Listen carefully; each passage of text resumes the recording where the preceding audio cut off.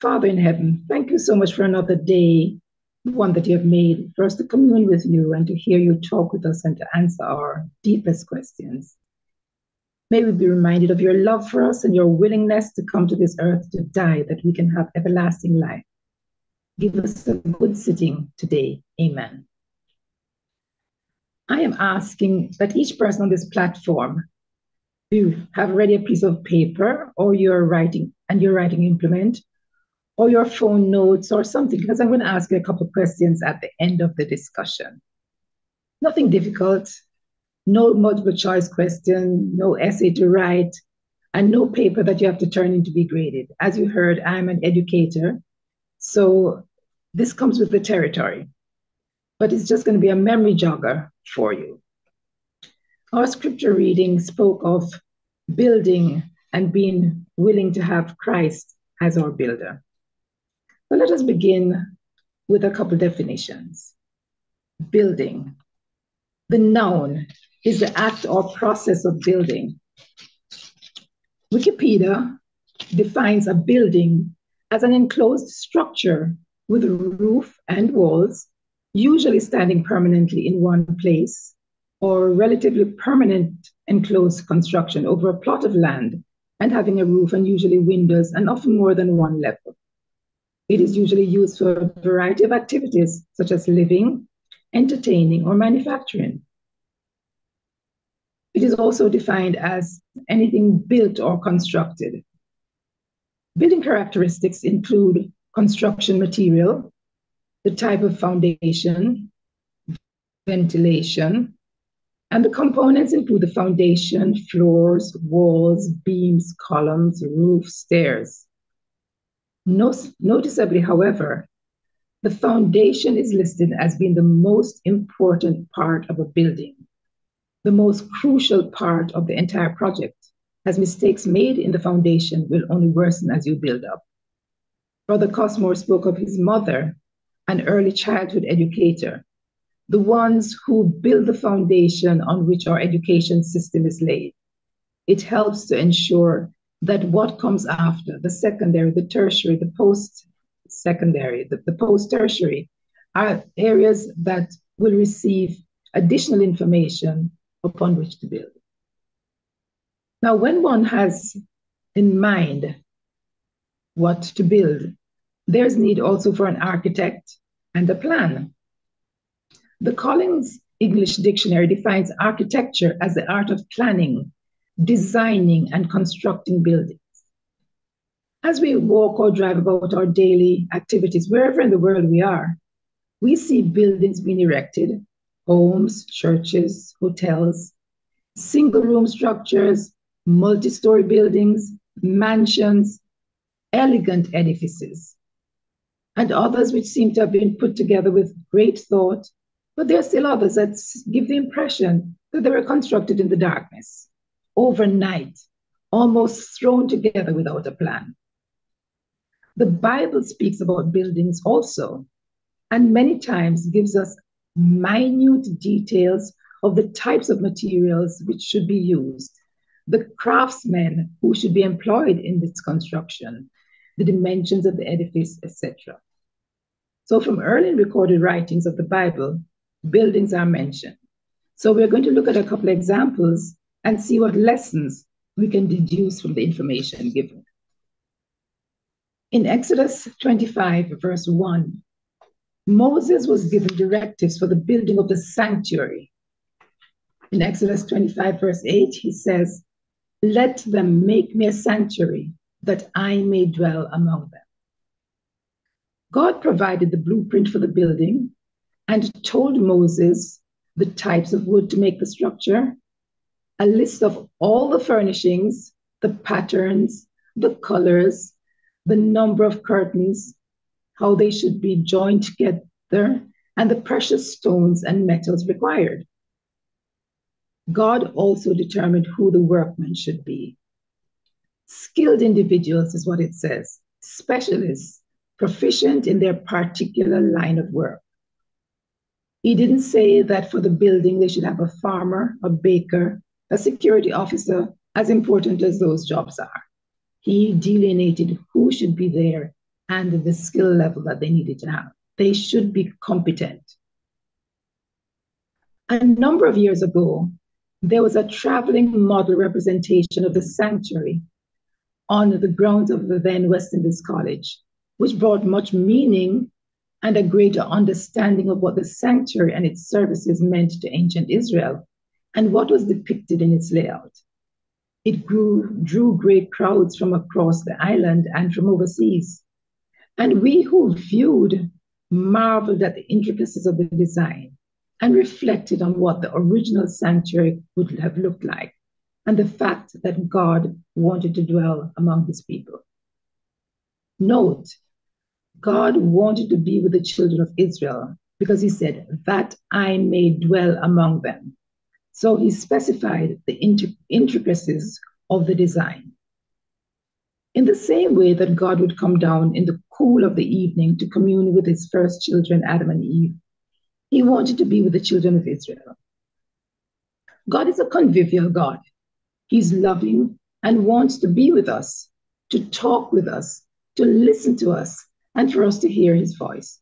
But he also wants to hear our voice. And we, at this time, we know that we can commune with God in prayer. And God expected it to be reciprocal. When Adam and Eve sinned, they were hiding from God.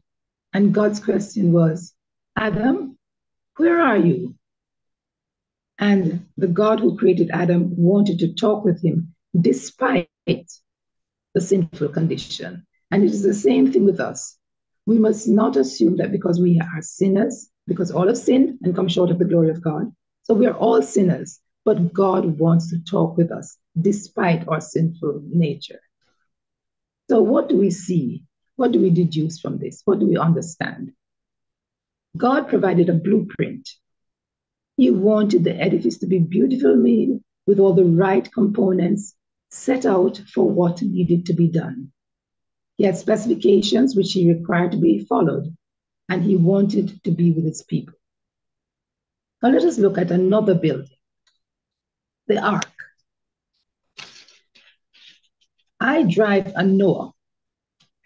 And last year, when there were some flood rains and I was on my way from Montego Bay to Mandeville, the waters were rushing on the roadways. And I saw all sorts of cars and trucks pulled over on the side of the road. There were high-end cars, the Rovers, the Benzes, the BMWs. And I kept on praying and said, Lord, just take me through. Cars shut down, pulled to the side. And when I reached home, I said, Lord, I was in a Noah, but it looks like I was in an ark because you brought me through all of these rushing waters.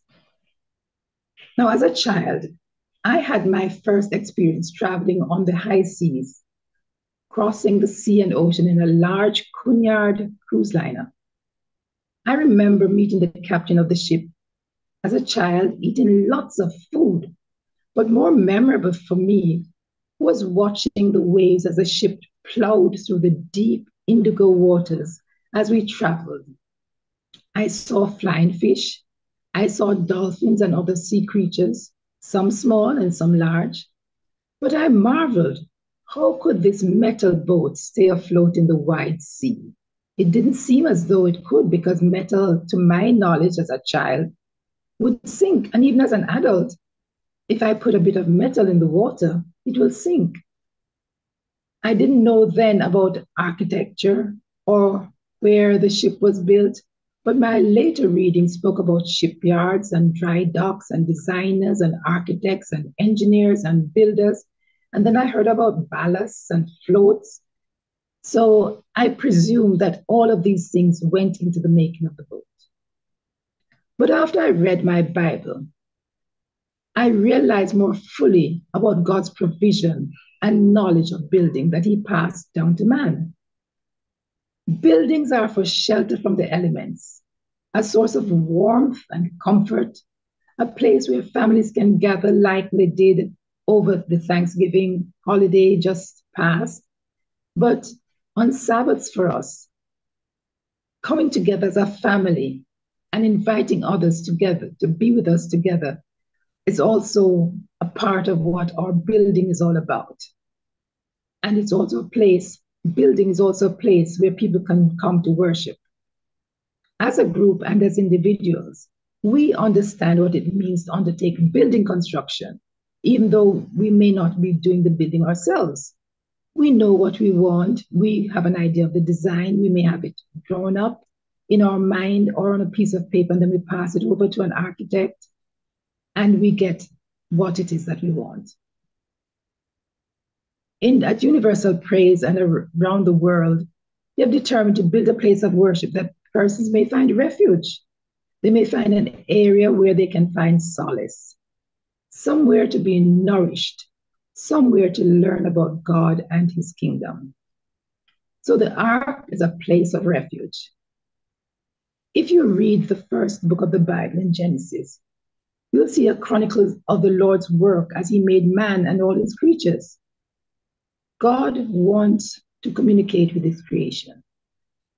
God is extremely meticulous and methodical in all that he does. When he made the earth and the relevant components, he executed everything in order. There was nothing haphazard. He created the heavens and the earth. The light and the dark were divided. He made the firmament, and it divided the waters from the heavens. Then he separated the dry land from the seas. He made the earth to yield seed and fruit and grass. God knew that we would want to look into the heavens and marvel at his creativity, the celestial bodies, which he gave light during the day and the night. He made the seas to be abundant with creatures as the skies and winged birds. When he populated the earth with living things, cattle and beasts, and then he crowned his creativity by making man in his own image, he assigned man to take care of the Garden of Eden. Genesis 2:15 tells us that. Note that he didn't make man first and then ask him for help. He made provision for man's sustenance and for his comfort before he created him.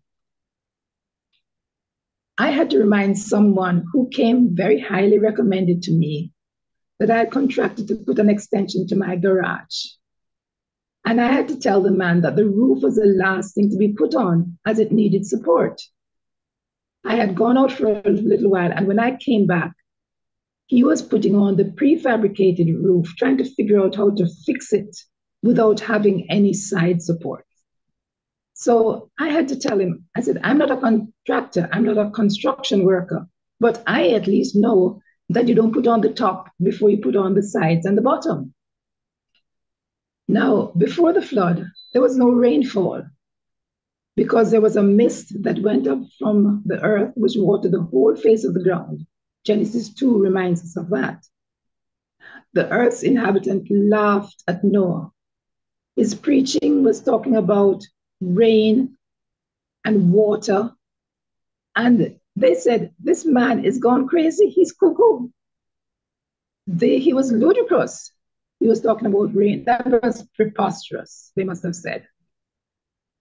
The population obviously didn't understand God's foreknowledge. The ark's designer and chief architect was God. Genesis 6, verses 14 to 19. Make yourself an ark of gopher wood. Make rooms in the ark. Include a window and a door. And cover it inside and outside with pitch. Now remember, we're talking about what is going to be floating. Noah was the chief builder and overseer of the project. Constructed of resinous wood and lined with asphalt, it was watertight and able to withstand the tossing and turning that it would have to endure while going through the waters of the flood. It was a multi-story building with 3 stories. You shall make it with a lower, second, and third decks. Genesis 6, verse 16. So those of us who live in 3-story houses, we know that once our design is right, we are doing things that God told us to do also. Noah and his family, along with the animals and the birds which God had caused to enter the ark, a pair of every unclean animals along with 7 clean animals. They were sheltered and protected with God's almighty hand. The ark was definitely a place of refuge. I came across a song in the African Heritage Bible that I'll share the lyrics with you. I saw no acknowledgement of the author, but it says the following. Oh, stand the storm, it won't be long. We'll anchor by and by. Stand the storm, it won't be long. We'll anchor by and by. My ship is on the ocean. We'll anchor by and by. My ship is on the ocean. We'll anchor by and by. We just recently in Jamaica and some other of the Caribbean islands went through the tropical cyclone that passed us by. But we are thankful to the Lord that He preserved us and took us through. And Isaiah 43, verse 2 reminds us that when you pass through the waters, I will be with you, and through the rivers, they shall not overflow you. When you walk through the fire, you shall not be burned, nor the flame scorch you. And this is a throwback for us to the matter of the 3 Hebrew boys in the fiery furnace. Now, the ark was a place of refuge. God was with Noah and his family on this journey. He had given the instructions for the ark to be built, and Noah had faithfully carried out the directive. God's hands held the building safe as it traveled through the waves. This building, the ark, was designed for both humans, Genesis 6:18, and animals, Genesis 6:19.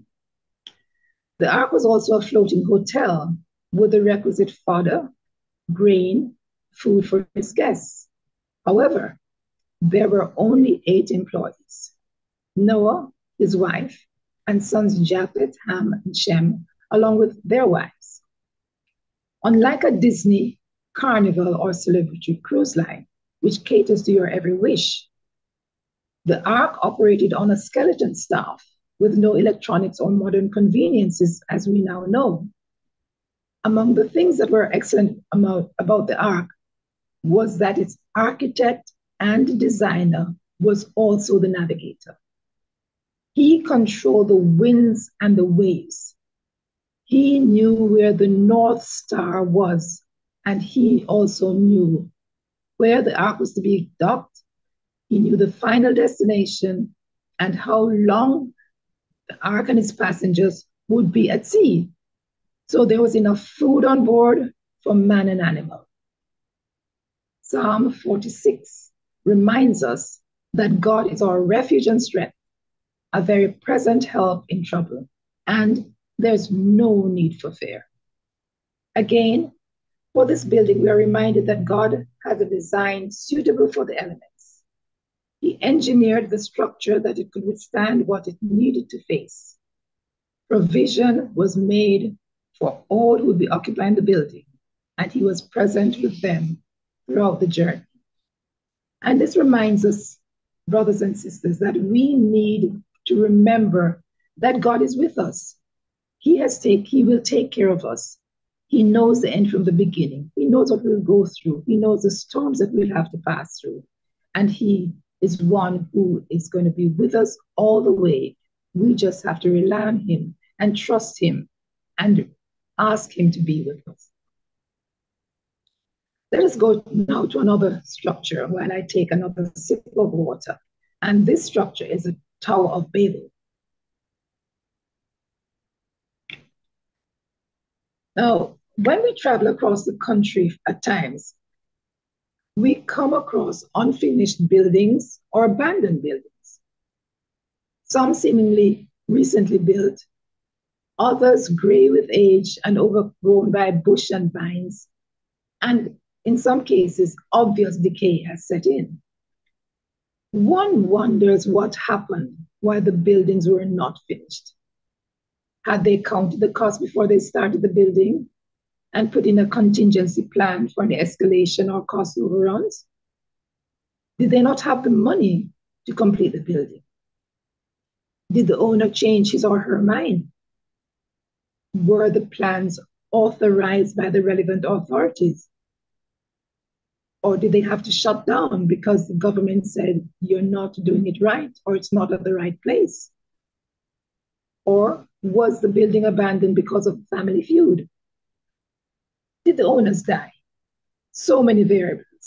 And these questions lie unanswered because we are only passing by and there's really no one to ask if we were curious. These structures remind me of another building chronicled in the Bible, which was not finished. After the flood that we just spoke about had devastated the earth, the inhabitants and people decided that they should build a city that the top could reach into the heavens. This is recorded in Genesis 11, verse 4. They were in a self-preservation mode. They surely didn't want to be scattered across the earth. And I believe in their oral tradition, such as we have here in Jamaica, they learned about the devastation of the worldwide flood.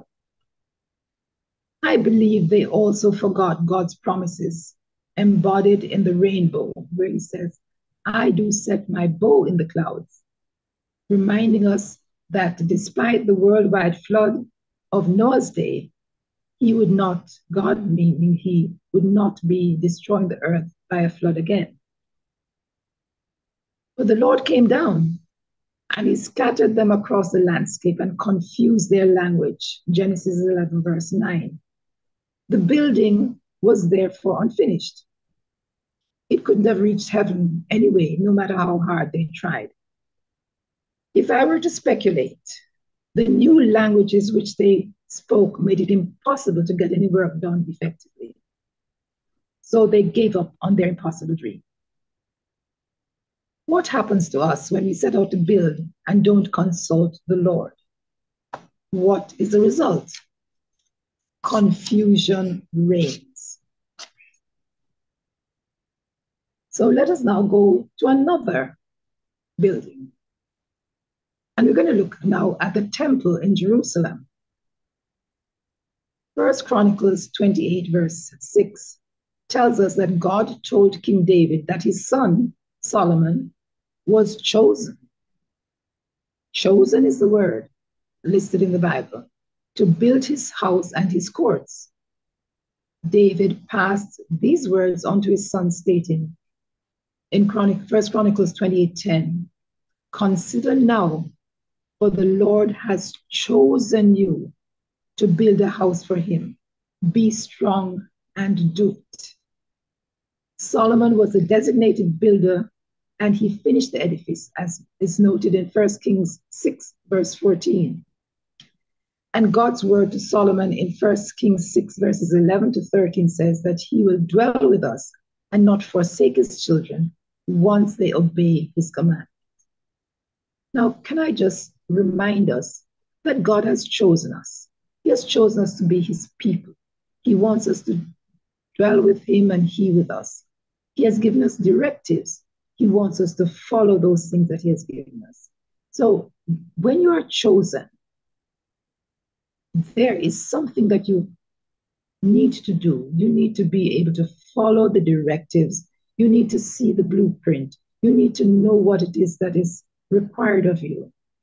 Whether you're chosen as a king, a prime minister, a governor general, a teacher, a head of a school.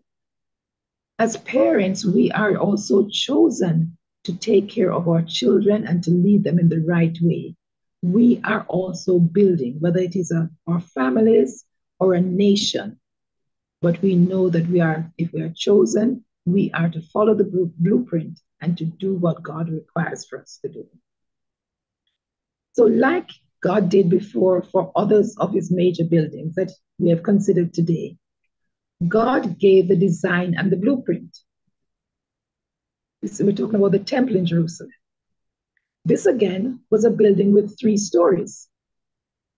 Cedar boards were to be used and they were to be finished in the quarry because they did not want any sound of hammering in the church site. Cypress boards were used for flooring, gold overlay to many of the beams and carvings, angel figures made of olive wood and covered with gold. I mean, this was a spectacular building. It must have come with a lot of persons doing work, being individuals who are following the design. They were to do it with precision. Details of the inner and the outer courts were given, and they included beveled frames for the windows, paneling beams and boards. Sometimes we presume that we in this modern 21st century are the only ones who know how to design and how to build. We are the only ones who will be able to do what people will come and marvel at. But remember what happened with the temple in Jerusalem. People came from all over the world to look and to marvel at what God had wrought. So this magnificent temple of the Lord took 7 years to build, as recorded in 1 Kings 6, verse 13. So it was not a hurry come up building, as we would say in Jamaica. And it was a marvel to all who came to visit. And Solomon's house, just as an aside, took 10 years to build. So, brothers and sisters, if you are building and your building is not being finished as fast as you'd like to be finished, note that Solomon's house took him 10 years to build. And he had lots and lots of means, which some of us do not have. Then Solomon prayed to dedicate the temple.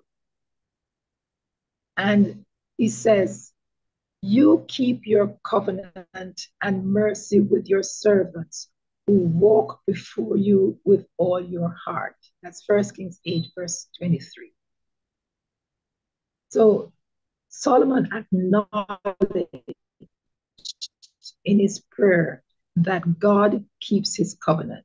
And it is a reminder for us too, that God has made a covenant with us. He has made a promise to us, and he keeps his covenant. God always keeps his promise. It is us, we human beings, who many times renege on our part of the bargain. So God also reminds us that we need to walk with integrity before him, just as how he reminded Solomon.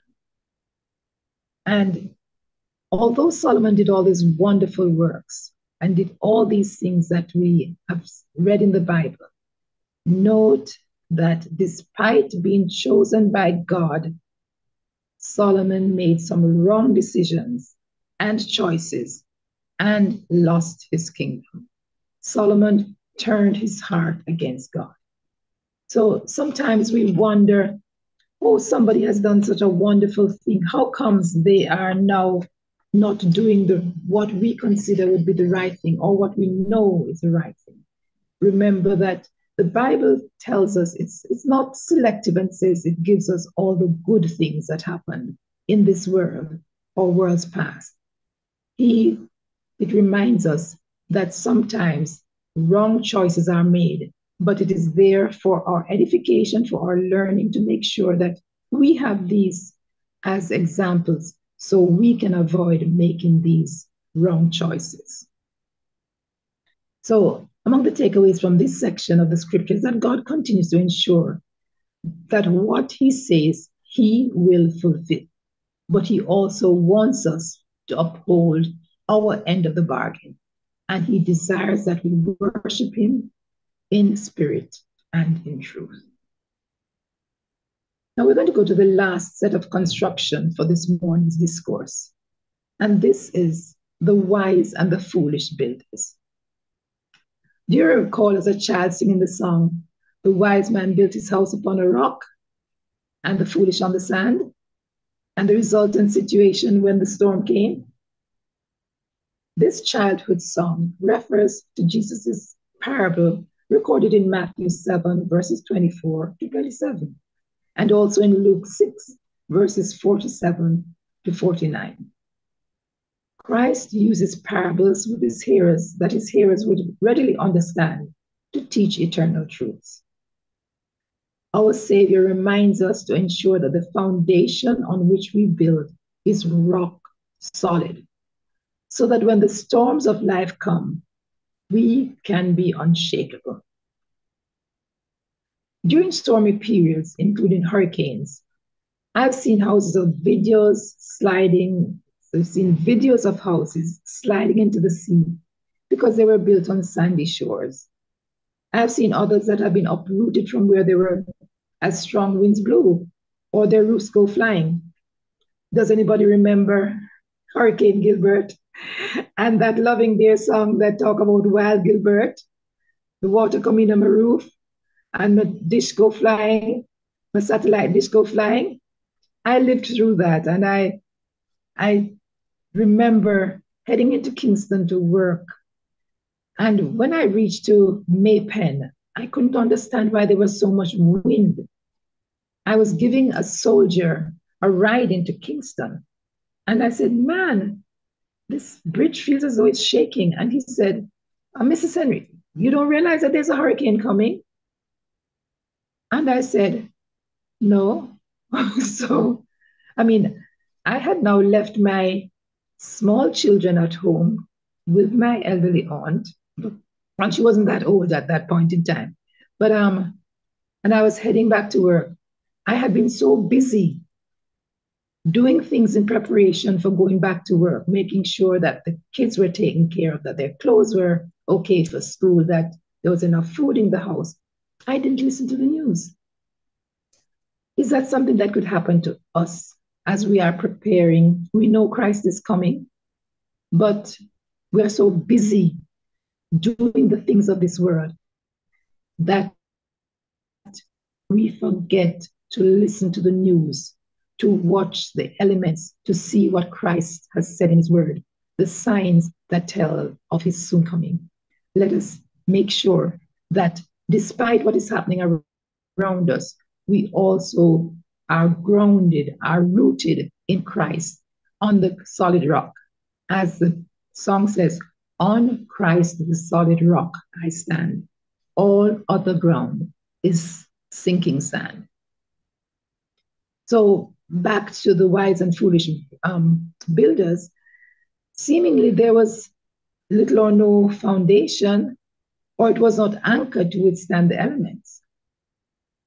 This past summer, I visited several historical sites in different cities.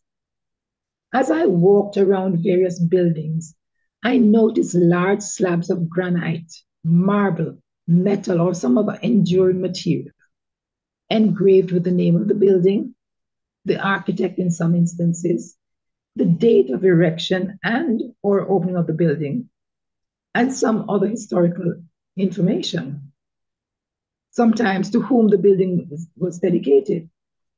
Some buildings dated back to the 1700s and 1800s and had been weathered and beaten by the elements, yet they remain standing. I said to myself, the craftsmen of the day built these structures to endure. The materials used were solid and seemingly the finest of the time. In reflection, I wondered, what are we building our lives on with in these days?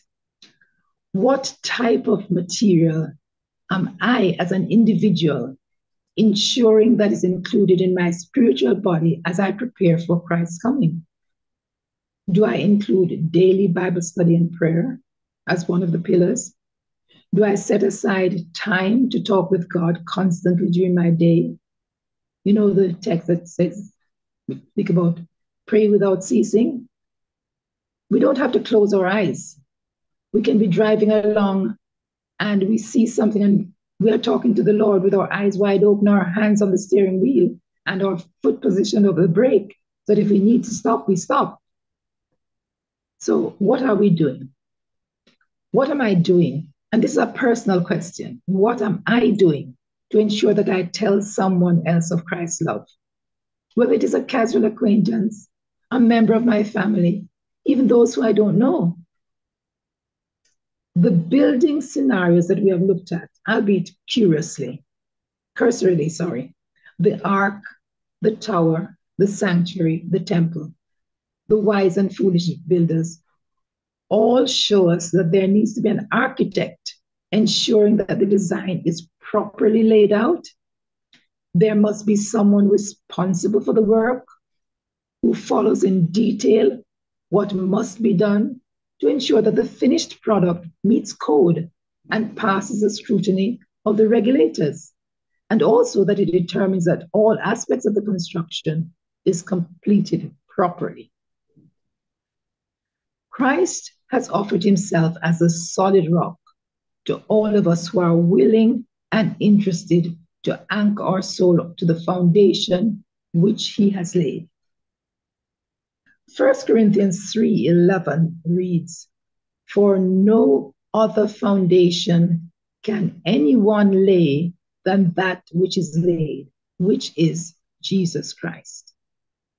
It is therefore incumbent on each of us to determine what our building will be made of, how durable it will be, can it withstand the storms that we have to face. As we contemplate today what we are building and who we are relying on to lead out on our construction, let us ensure that we are anchored to the rock, Christ Jesus, the solid foundation, and have him direct our every move as we construct our homes for eternity. We've been given the blueprint. There is the offer of Christ to guide us as we work. May we each individually ensure that we accept God's offer. And Hebrews 11 verse 10 reminds us, "For we wait for the city which has foundation, whose builder and maker is God." Abraham is listed among the hall of faith. He was asked to relocate, to move to another city. He didn't know where, but he responded to the one who he knew was leading. Beyond the earthly city, however, Abraham's eyes were fixed on a place with a sure foundation. He was preparing for living in the heavenly places with God. Like Abraham, we need to build on Christ, the solid rock. So in recapping, the sanctuary, God provides a blueprint and directives because he wants to be with us. The ark is a place of refuge, a multi-use building, a multi-story building, a place for different kinds to dwell together as they did in the ark. We need to learn to get along with each other because this world has many variables. Babel. This is a reminder to consult the Lord before building, so confusion does not result. And then there's a temple. Understand how to take care of our bodies, which has been designed by God. Follow God's detailed instructions and directives and make right decisions. And then don't fall into the trap of the foolish builders, because there are wise builders and there are foolish builders. So choose the right foundation, the right architect, the right builder, the right plot of land, so we can withstand life's challenges once anchored on the rock, Christ Jesus. So I promised you a little quiz. So I hope you're ready. I want you now to consider for a moment and jot down on a sheet of paper or your device notebook 2 or 3 words as your individual answer to each of the following questions about the structure of your life based on our discussion about buildings today. I'll give you a few seconds in which to write. Remember, it's nothing long, just 2 or 3 words. What are you building? Question 1. I promise you 5 questions. Question 1. What are you building? Something good? Something indestructible? Something that's going to crumble? Question number 2. Who is the architectural designer that you have chosen? We have good, we have evil. We know that Satan is around. We know Christ is around. Who have you chosen to build in your life? Number 3, what type of materials have you chosen for your structure?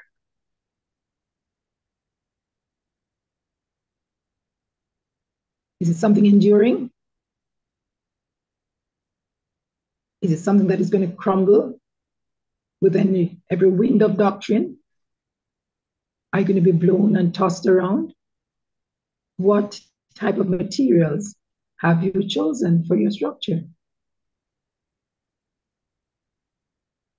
On to question number 4. Where will you anchor your structure? Where will you anchor your structure?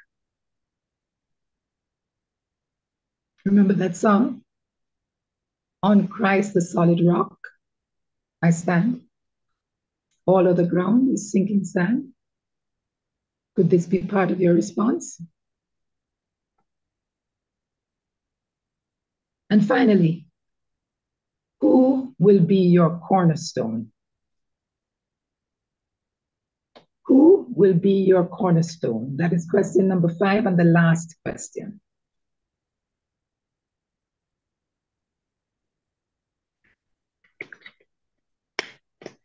Brothers and sisters, God has chosen you. He has chosen me. Who are you going to choose? Remember, and may our prayer be, we are a chosen generation, a royal priesthood, and holy nation, God's own special people. And he wants us to proclaim the praises because he has called us out of darkness into his marvelous light. That's recorded in 1 Peter 2, verse 9. And I pray that God will help us to select the right architect, builder, and material so that our lives may be such that they will be ready for when Christ comes to claim his own, and we'll be ready to face him. God bless you all. Thank you for being with us today. And I hope that as we build, we will definitely build on Christ, the solid rock. Thank you.